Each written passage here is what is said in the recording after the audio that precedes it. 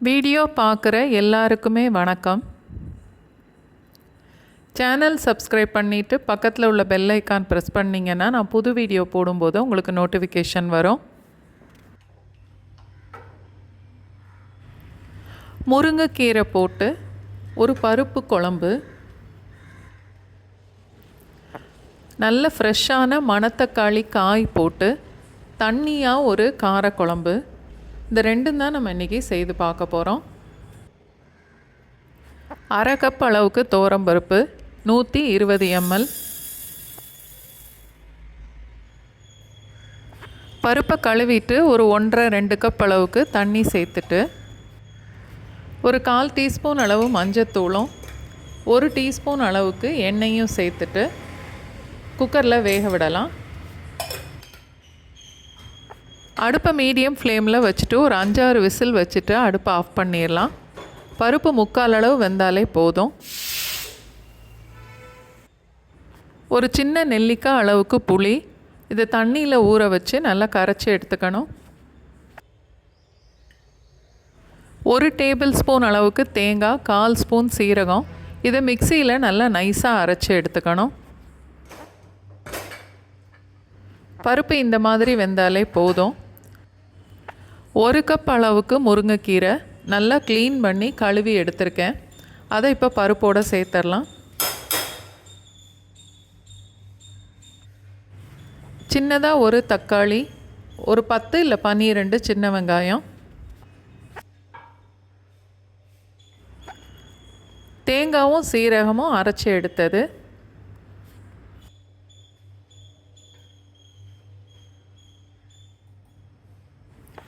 தேவையான அளவுக்கு உப்பும் சேர்த்துடலாம். இப்போ கரைச்சி வச்சுருந்த புளி தண்ணி ஒரு அரை கப் அளவுக்கு தான் இருக்குது, அதையும் சேர்த்துடலாம். நான் எப்போவுமே என்னோடய மெஷர்மெண்ட் கப்போட அளவு சொல்லிடுவேன். அப்போது தான் இந்த மெஷர்மெண்ட் அளவுக்கு பருப்போ அரிசியோ எடுத்தால் சமைச்சா அது எவ்வளோ வருங்கிறது தெரியும்.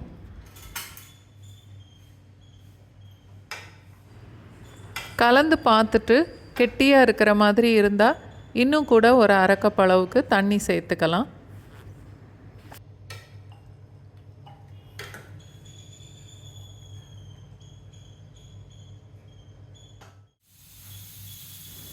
எல்லாத்தையும் சேர்த்து குக்கரில் 2 விசில் வச்சா போதும்.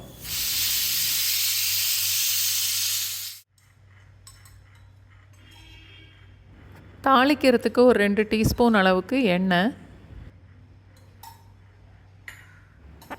ஒரு 2 மிளகாய் வத்தல், அரை டீஸ்பூன் கடுகு, 1/4 டீஸ்பூன் வெந்தயம், 1/4 டீஸ்பூன் அளவுக்கு பெருங்காயம், கொஞ்சம் கருவேப்பிலை,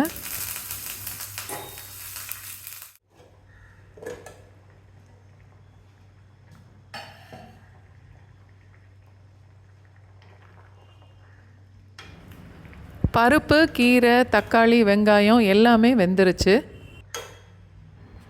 குழம்பு மிளகாத்தூள் 1.5 டீஸ்பூன்லேருந்து 2 டீஸ்பூன் வரைக்குமே சேர்த்துக்கலாம். இந்த குழம்பு மிளகாத்தூளோட ரெசிபி என்னோடய பொடி பிளேலிஸ்ட்டில் இருக்கும். டிஸ்கிரிப்ஷனில் நான் அதோட லிங்க்கு கொடுக்குறேன்.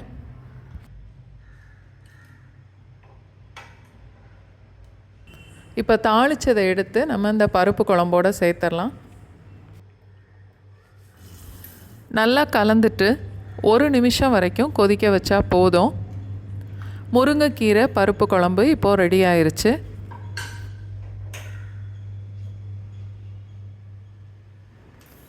மணத்தக்காளி கார குழம்பை மண் சட்டியில் செய்யலாம். 2 டேபிள் ஸ்பூன் அளவுக்கு நான் நல்லெண்ணெய் சேர்க்குறேன். எந்த எண்ணெய் வேணாலும் சேர்த்துக்கலாம். அரை டீஸ்பூன் கடுகு,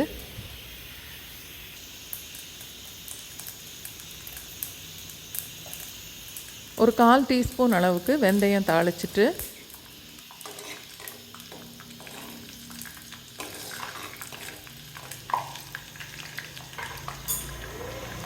எட்டு 10 பல்லு பூண்டு, ஒரு 15 சின்ன வெங்காயம், பாதி தக்காளி, ஒரு கொத்து கருவேப்பிலை எல்லாத்தையும் ஒன்றாவே சேர்த்து வதக்கலாம்.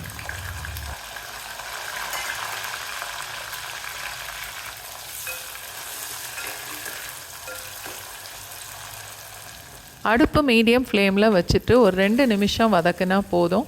வெங்காயமும் பூண்டும் இந்த அளவுக்கு செவந்து வரும்.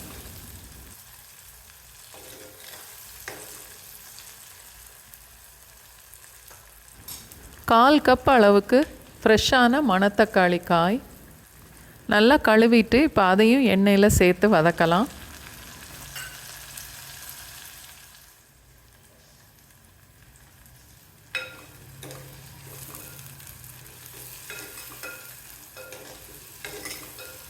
மணத்தக்காளி காய் சேர்த்ததுக்கப்புறம் 1 நிமிஷம் வதக்கினா போதும். ஒரு 1/4 டீஸ்பூன் அளவுக்கு மஞ்சத்தூள், ஒரு 3லேருந்து 3.5 டீஸ்பூன் வரைக்கும் மல்லித்தூள். எப்போவுமே பொடியெல்லாம் எண்ணெயில் சேர்க்கும்போது அடுப்பை லோ ஃப்ளேமில் வச்சுக்கணும். இல்லைன்னா அந்த எண்ணெய் சூட்டில் பொடியெல்லாம் கருகிரும். ஒரு 2லேருந்து 3 டீஸ்பூன் வரைக்குமே மிளகாத்தூள்.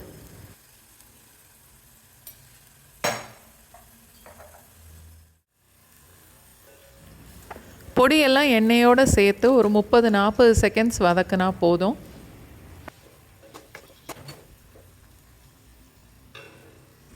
ஒரு சின்ன எலுமிச்சம்பழம் சைஸ் புளியை கரைச்சி எடுத்திருக்கேன். புளி தண்ணி அதோட கொஞ்சம் தண்ணியும் கலந்து 2 கப் அளவுக்கு நான் இதோட சேர்க்குறேன்.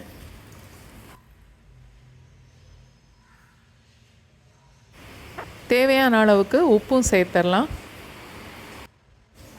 அடுப்பை மீடியம் ஃப்ளேமை விட கூட கொஞ்சம் கூடவே வச்சுருக்கேன்.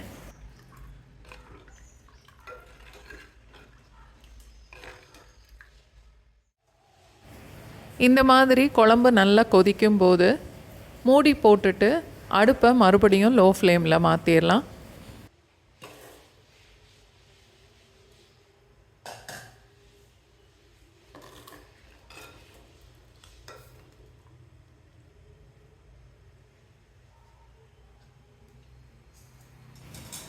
குழம்பு ஒரு 4லேருந்து 5 நிமிஷம் வரைக்கும் கொதிச்சிருக்கு. நான் இன்றைக்கி இந்த காரக்குழம்பு கொஞ்சம் தண்ணியாக தான் வச்சுருக்கேன். இப்போது அடுப்பை ஆஃப் பண்ணிவிட்டு ஒரு 2 டீஸ்பூன் அளவுக்கு நல்லெண்ணெய் சேர்த்துடலாம். மணத்தக்காளி காய் போட்டு காரக்குழம்பும் இப்போ ரெடி ஆயிடுச்சு.